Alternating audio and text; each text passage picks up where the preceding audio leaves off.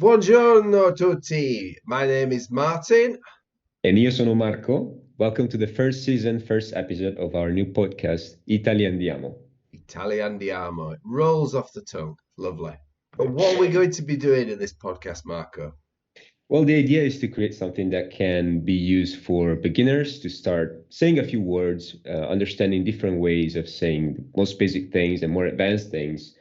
And the idea is over the next 10 episodes, our first season, to approach some everyday situation where you might need to use some Italian. Can you think of any examples, Martin? Absolutely, yes. I know that I'm going to Sorrento in a week's time. Ah, So I know there's going to be occasions when I'm going to need to speak some Italian just to make myself understood, perhaps in the hotel, perhaps in a railway station, perhaps in a restaurant. Sometimes it's just nice to interact with people and have a pleasant hello and goodbye and just general words for thanking people and asking for things. okay, Yeah. Martin, so let's get you ready for your first trip to Sorrento, and let's also help everybody else. And welcome, and let's go. So our first episode, what's the first episode, Martin? Well, I think probably the best place to start is giving people the opportunity to be able to say hello and goodbye and ask how people are. Right, so to go beyond the ciao and the buongiorno, something more than that. Yeah, I think everybody who's come to this podcast probably has got a bit of an understanding of words like ciao, maybe arrivederci, things like that. So it'd be nice to know Right, different words to add to their vocabulary. right. Okay, so let's start from the most obvious, ciao. Do you actually know the meaning of ciao originally? That has a pretty interesting origin. Do you know what? I don't. That's great. Go on, tell me. Matter of fact, it comes from ancient Venice, where it actually meant slave. And basically, we're saying, I'm your slave. It was a very respectful way to say hi to someone you consider higher status than you are. Now, today, that's completely lost, obviously, but that's where it comes from. So, and a lot of languages use that, and they don't know probably. So there you go. That's fantastic. You see, I've learned something already by being on this. Grazie. Io prego. Okay, what other ways can we say ciao? So you mentioned buongiorno, so we obviously know the buons. The ones. So which ones do you know, Martin? Well, I know buongiorno, which Right, obviously the day is il giorno, so buongiorno must mean good day. I think right. most people coming from English countries or English speaking countries to Italy are probably going to be a bit unsure as to when we transition from buongiorno into buonasera. Is there a certain time of day? Does it depend where in Italy you are? Solid question, Martin. That actually quite depends on the person. I would personally transition around 2 p.m. I know people that transition later on when it gets dark, but let's say the correct way to do it would be 2 p.m. if you really want to be precise. Wow. Also, some people would say buon pomeriggio for the time around 2 to 5, 6 p.m. and then transition to buonasera. That's very much a philosophical question, I would say, Martin.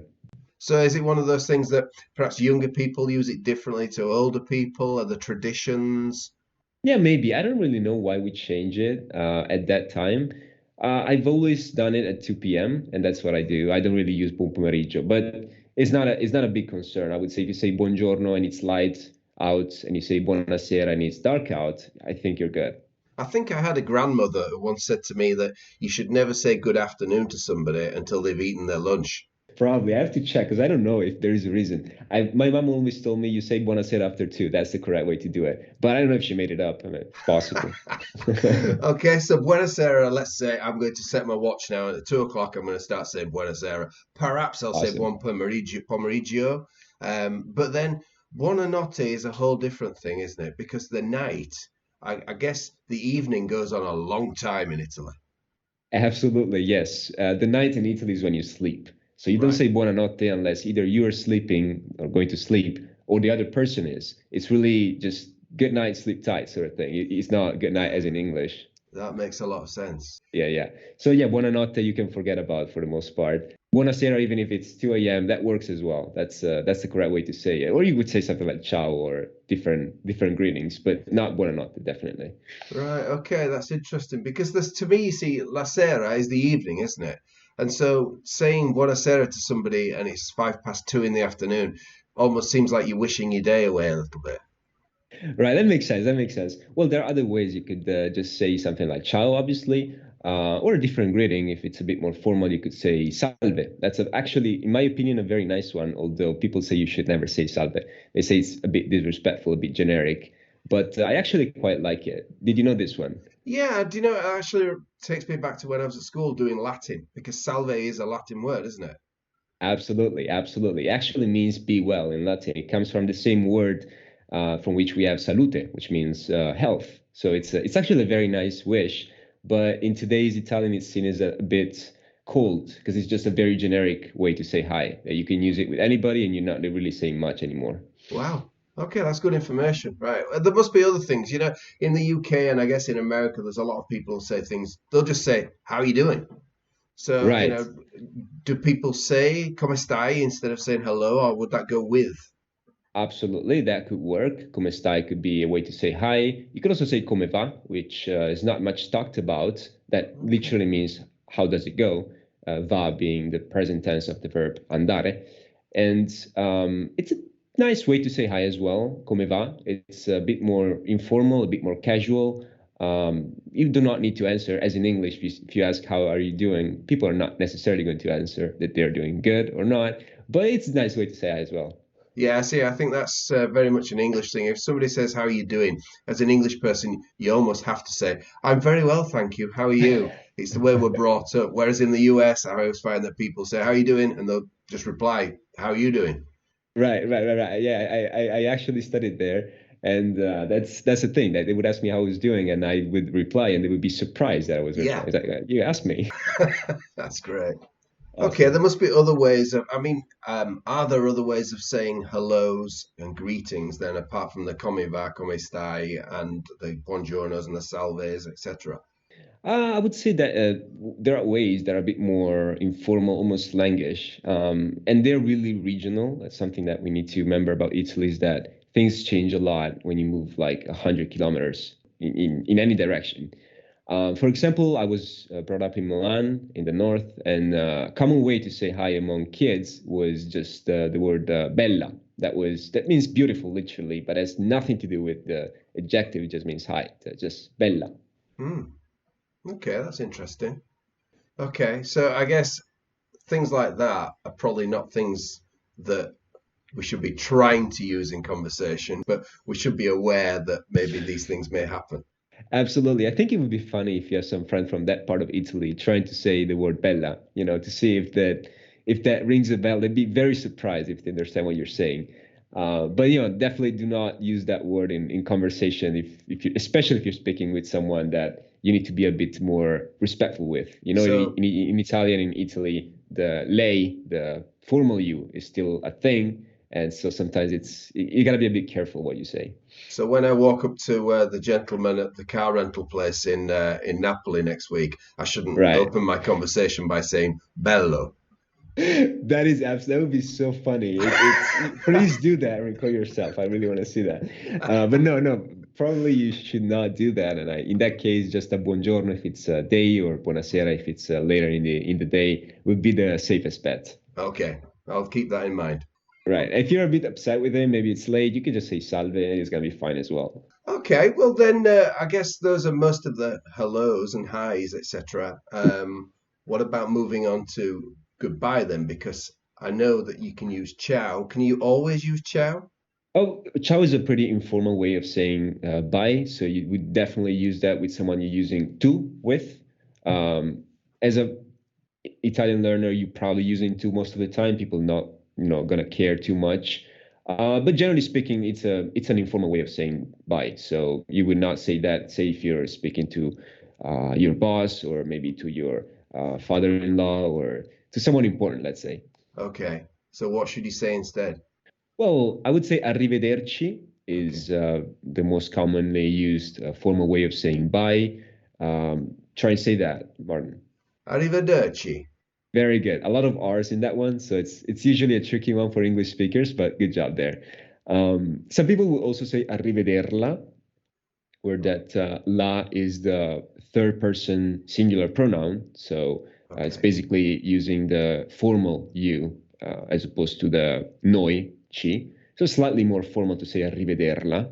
and is this So arrivederci basically then I'm guessing for it's the word it's coming, isn't it? I'm coming again. I will come to see you again. Or Correct, Martin. That arrivederci literally means until I see you again or until we see each other again, literally. It would be more of a we because that she is the pronoun for noi, for we. Arrivederla is the same word, but just with the formal you instead of the noi as a pronoun.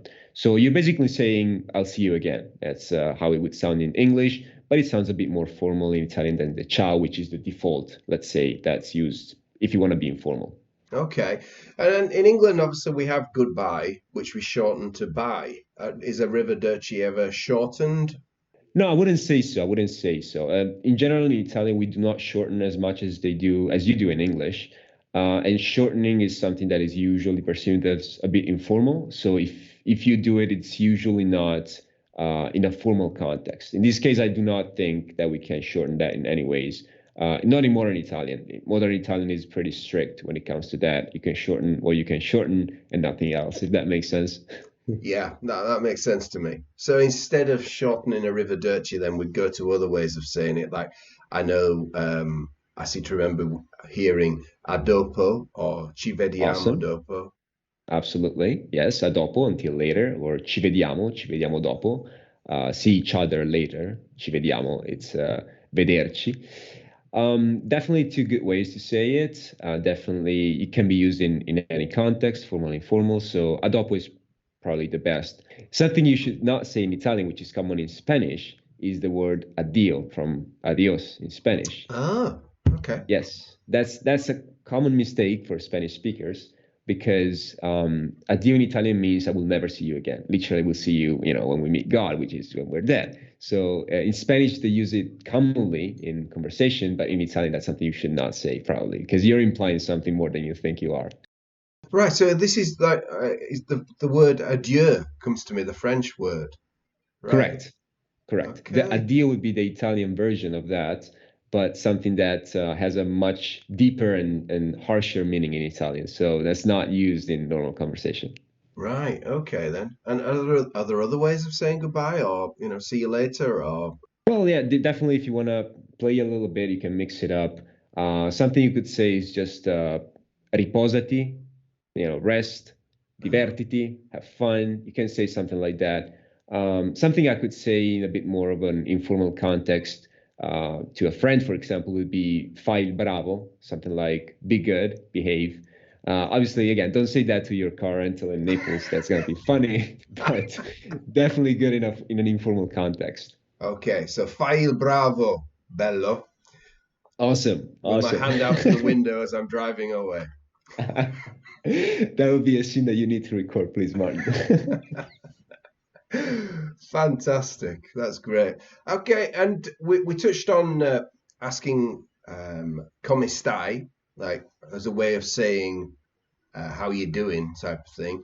Um, if we want to actually ask somebody how they're doing, I guess we use the same expression, come stai.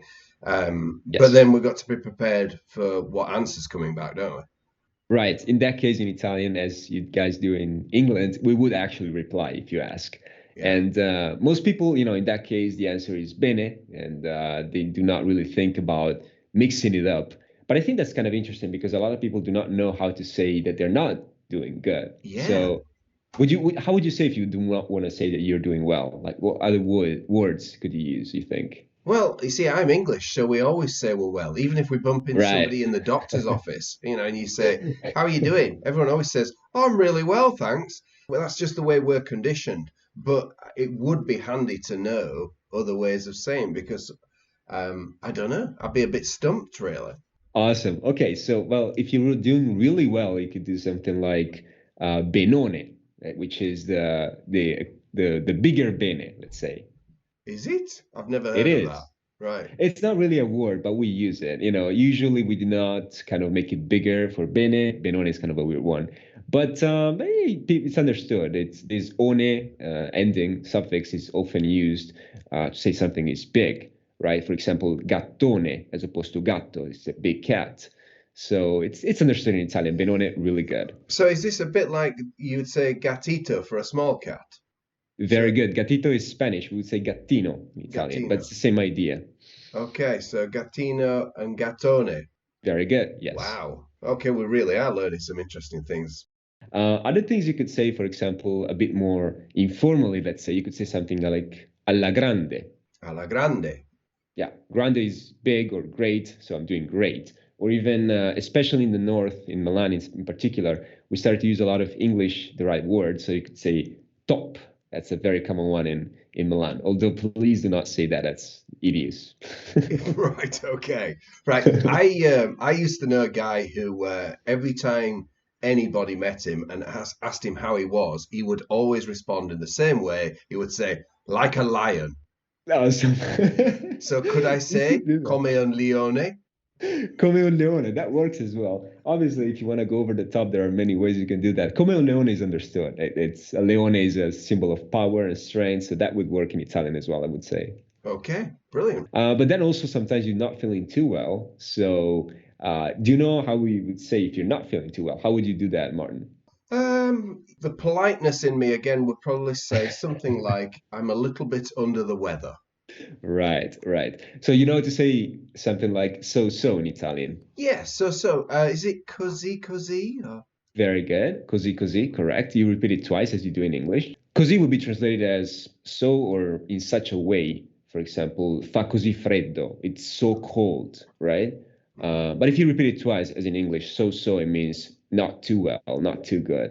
Right, okay. And that is the thing that you've reminded me there. Sometimes we would answer by saying, oh, not too bad. And can I say non c'è male, or is there a way of saying that? Awesome. Non c'è male, there isn't bad. Or even simpler, non male. That non works. Male. So we skip the verb essere, which is a bit tricky and annoying for some people. Right, but that's good to remember that. Non male, I like that. Other ways you could say that, you could say something like, if someone asks you, for example, come va, which is an alternative to come stai, how does it go, as we said, you could just say va, right? It goes. And that implies it's not going too well, but it's going. So, you're living and breathing. And could I say va benone? You could say va benone also, but va benone would be very positive. Va would be like, something similar to così così, or similar to, for example, something like dai, very common word in Italian. Have you ever heard this one? I think I've only ever heard the word dai used when you're trying to encourage somebody to say something or do something or tell them something. Absolutely. Dai means 15 different things in Italian. It's used right. for a lot of different meanings, positive, negative, encouragement. So yeah, in this case, dai would be like, Okay, I'm thinking about something else here now then, because you said I would always say bene or va bene, sto bene, and now you brought benoni into it, and you right. said male or non male. Could you say malone? That's funny. That's a singer, right? Is it? No, in Italian you do not make that for every word. Okay. So in the case of malone sounds very weird. You would make it malissimo in that case. Male being an adverb, usually the way we do it for adverbs is with the issimo rather than with the one. It's a bit tricky the way you change words in size, but you can say malissimo. That would be, it's a disaster. It's awful. And someone says malissimo, be sure they're going to tell you why. Oh, right. Okay. So just be ready for some kind of thing to follow after that. Absolutely. If you say malissimo, it's expected. You will also explain why. Otherwise, it's kind of weird. And a last one I would think is un disastro. If everything is going just awful and you really do not know what to do, it's è un disastro. È un disastro. There you go. Can you guess what disastro means? It's similar in English, so it's not too hard. I'm guessing it's disastrous. Right. Very good. Yes. Disaster, technically, but same word, obviously, from Latin in both languages. Well, that's been really good. That really informative. I think it's backed up quite a lot of things that I kind of already knew, but at the same time, you've taught me quite a lot of new things there and little ways of embellishing what I already knew. So I guess adding to my vocabulary and making me a bit more confident with greetings and goodbyes, which is the whole idea of this, isn't it, Marco? Absolutely. And the idea is you're going to meet and greet and say goodbye many times in a day. So you want to mix it up, and it's a simple word can make your Italian sound a lot better and more natural when it's in the right place. So that's the idea of this podcast, not necessarily teach you to speak the language, but to sound a little bit more natural in everyday context, which is what you will encounter mostly, I guess, if you're in Italy. Okay, fantastico. So what are we going to do next time? Well, I was thinking, you were telling me, Martin, that sometimes numbers are a bit tricky, especially when it comes to hearing them quickly, maybe when it's loud and so forth. Maybe dates and times. Is that something that might be interesting? I think that would be extremely helpful because, again, that guy at the car rental place in Napoli might want to charge me some extra money, and I need to know that he's not charging me too much. Absolutely, absolutely. So let's do that. Numbers and dates and so forth, and then we take it from there. Fantastic. Okay, that's been great, that Marco. Thank you very much. Grazie mille. Awesome. Grazie a te, Martin. E grazie a tutti. Thanks to everybody that was here today, and I'll see you all next time. Ci vediamo dopo. A presto.